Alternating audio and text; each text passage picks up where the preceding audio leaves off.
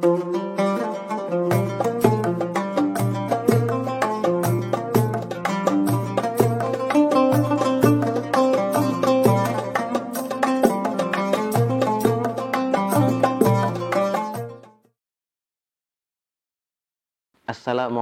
warahmatullahi wabarakatuh.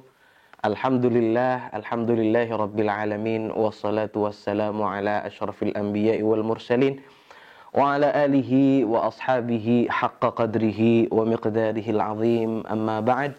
Allahumma salli afdala salatin ala as'adi makhluqatika sayyidina Muhammadin wa ala alihi wa sahbihi وسلم عدد معلوماتك ومداد كلماتك كلما ذكرك ذاكرون وغفل عن ذكره الغافلون أما بعد. Alhamdulillah, puja-puji syukur kehadirat Allah Subhanahu wa taala yang mana telah banyak memberikan kita nikmat, dan dengan salah satu nikmat itu alhamdulillah Allah senantiasa berikan kita kesempatan untuk dapat mengkaji, memahami agama Allah Subhanahu wa taala, yang pada kesempatan kali ini Allah berikan kita kesempatan untuk mengkaji Al-Hadits Al-Arba'in An-Nawawiyah yang dikarang oleh Al-Imam An-Nawawi Ad-Dimashqi. Salawat serta salam tak lupa kita haturkan kepada junjungan Nabi besar kita Sayyiduna Muhammad sallallahu alaihi wa alihi wasallam, yang mana dengan perantara beliau alhamdulillah kita bisa menikmati agama Islam yang kita nikmati sekarang ini dengan perantara baginda besar kita Muhammad sallallahu alaihi wa alihi wasallam. Pada kesempatan kali ini Al-Faqir akan menjelaskan hadis yang ke-14 yang diriwayatkan oleh sahabat Ibnu Mas'ud radhiyallahu taala anhu wa arda. Al-Imam Nawawi meriwayatkan hadis ini atau menuliskan hadis ini. Beliau menyusun dan mengurutkan hadis ini, hadis yang ke-14.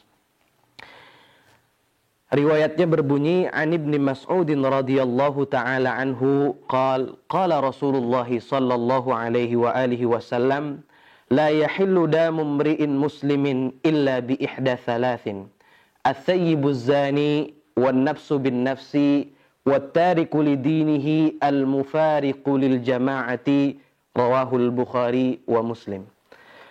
Dari sahabat Ibnu Mas'ud radhiyallahu anhu beliau berkata bahwasanya Rasulullah sallallahu alaihi wa alihi wasallam bersabda, tidaklah dihalalkan darah seorang muslim atau tidak dibolehkan untuk menumpahkan darah seorang muslim. Dalam riwayat lain mengatakan seorang muslim yang bersyahadat kepada Allah Subhanahu wa taala dan bersaksi bahwa Rasulullah sallallahu alaihi wasallam ialah utusan dari Allah Subhanahu wa taala, tidak dibolehkan untuk membunuh seorang muslim kecuali ada 3 faktor yang dibolehkan oleh syariat, dibolehkan untuk ditumpahkan darahnya atau dibunuh. Orang yang pertama ialah as-sayyibuz zani. As-sayyibuz zani, ulama menjelaskan bahwa orang yang sudah menikah kemudian dia melakukan perbuatan zina, maka ketika orang tersebut melakukan zina, maka hukumannya ialah hukuman rajam. Kategori yang kedua atau orang yang kedua ialah an-nafsu bin nafsi. Seseorang yang membunuh orang lain, artinya membunuh di sini membunuh dengan sengaja. Nah, maka hukumannya ialah orang tersebut akan dibunuh, atau dalam bahasa fikih atau dalam bahasa syariat ialah hukumannya adalah qisas. Orang yang ketiga ialah at-tariku lidinihi al-mufariqu lil jama'ati. Orang yang meninggalkan agamanya, atau bahasa lain orang yang murtad, juga orang yang berpisah dari sebuah komunitas atau sebuah jamaah. Nah, orang murtad maka hukumannya ialah dibunuh oleh seorang imam yang memimpin dalam sebuah negara. Pada hadis ini, para pemirsa PPMI TV yang mudah-mudahan dirahmati oleh Allah Subhanahu wa taala, menunjukkan bahwa kehormatan darah seorang muslim atau keagungan darah seorang muslim sampai Allah Subhanahu wa taala melarang orang itu untuk membunuh orang lain karena itu merupakan dosa besar yang dilakukan oleh orang muslim. Makanya Allah Subhanahu wa taala berfirman di dalam surah Al-Maidah mengatakan, "Wa man qatala mu'minan muta'ammidan fajaza'uhu jahannam." Barang siapa orang yang membunuh seseorang ya secara sengaja, maka hukumannya ya dia itu akan mendapatkan azab di neraka jahanam. Wal a'yadzu billah. Di dalam hadis ini juga kita mendapatkan faedah bahwa seorang yang telah bersyahadat, seorang yang telah memeluk agama Islam itu tidak sembarangan kita bunuh, ya, tidak boleh sembarangan kita bunuh. Berbeda dengan zaman sekarang di mana nyawa itu bagaikan sesuatu yang mudah untuk dihilangkan. Sementara kalau kita melihat di hadis ini bagaimana keagungan agama Islam untuk menghormati kehidupan, untuk menjalankan stabilitas hidup agar manusia ini tidak saling membunuh. Oleh karena itu agama sudah memerintahkan dari jauh, ya, sudah memerintahkan dari zaman Rasulullah SAW akan kehormatan darah ini. Oleh karenanya Rasulullah SAW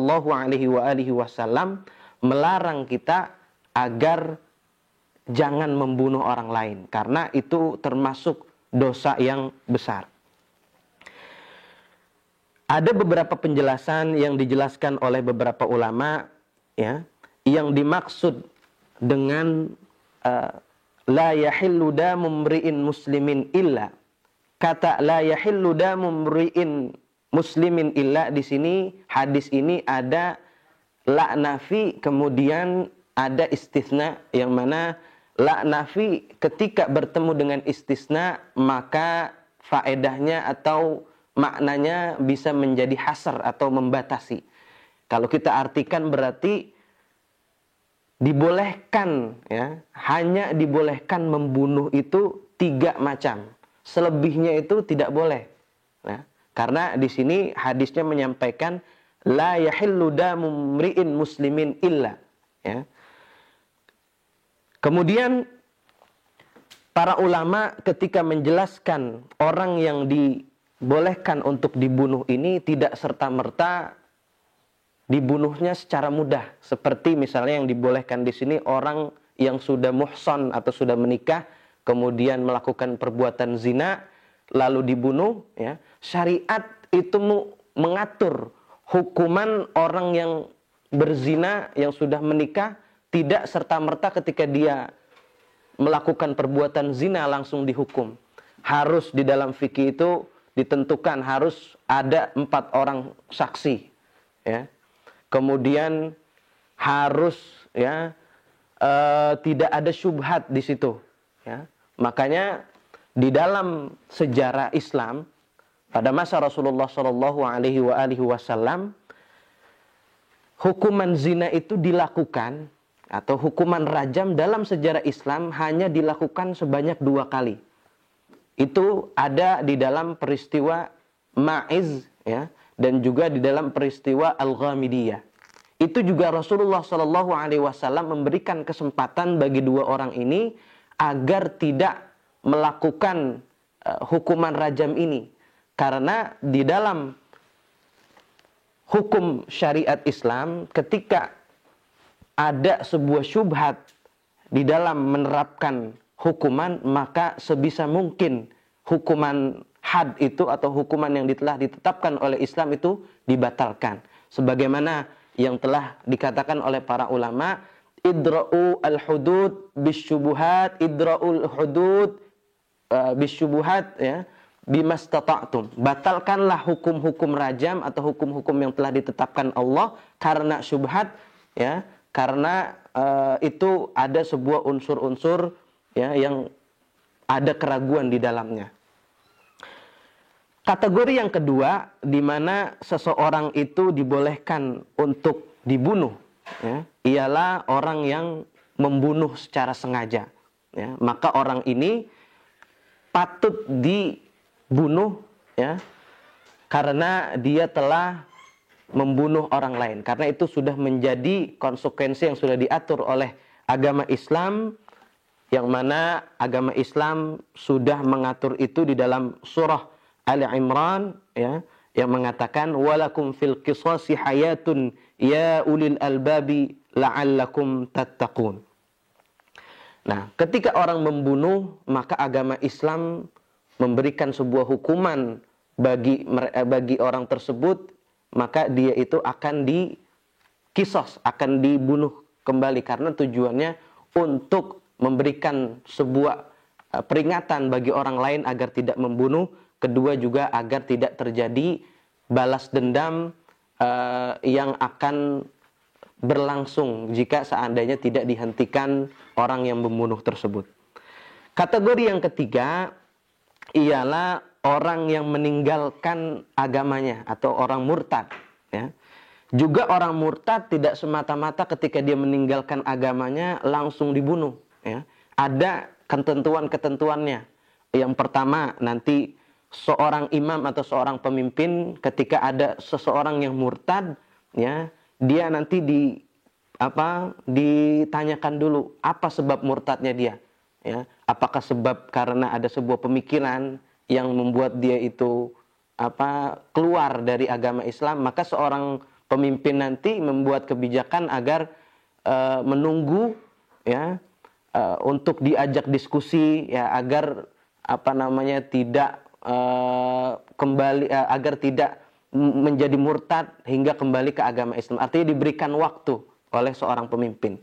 Nah, ketika memang seorang yang murtad ini dia itu sudah merusak, ya, stabilitas negara, ya, atau stabilitas komunitas muslim, sudah mengacau, ya. Kemudian juga dia telah sudah mengajak umat muslim agar murtad. Nah, ketika inilah, ya, agama Islam atau syariat menyuruh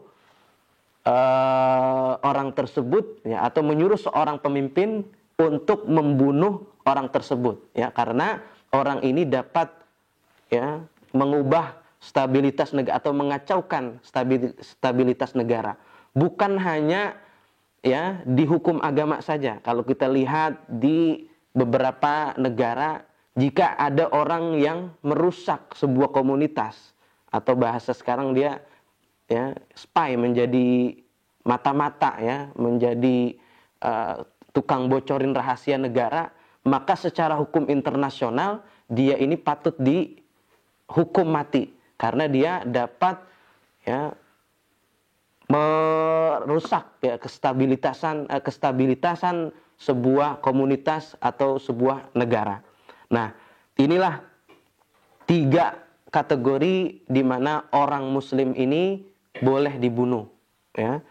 Itu dibatasi oleh agama dengan sangat ada peraturan yang sangat ketat, ya. Tidak seperti sekarang, ya, bagaimana orang Islam, sesama Islam malah saling menghalalkan, ya, darah, artinya saling membunuh dengan atas nama agama. Padahal agama sudah memberikan jauh sekali sudah sejak jauh, ya, sejak zaman Rasulullah untuk memperingatkan agar tidak membunuh, ya, apalagi, ya, atas dasar dunia, atas dasar kemaslahatan. Itu perkara yang tidak baik seperti itu. Makanya Allah Subhanahu wa taala mengatakan dalam surah Al-Maidah, jika ada seseorang muslim yang membunuh, ya, atau jika ada seseorang yang membunuh satu orang, maka seakan-akan dia itu membunuh semua orang yang ada di bumi, ya. Waman ahyaha, barang siapa yang menghidupkan satu orang, maka dia seakan-akan ka'annama ahyan nasa jami'a, seakan-akan dia menghidupkan semua orang yang ada di muka bumi ini. Oleh karena itu, mari sama-sama kita jaga ya, jiwa manusia agar tidak terjadi pada saling membunuh atau saling berperang. Mungkin hanya itu yang kami bisa sampaikan. Mohon maaf tentunya banyak kekurangan dalam penyampaian. Hadanallahu wa iyyakum ajma'in. Tsummassalamu alaikum warahmatullahi wabarakatuh.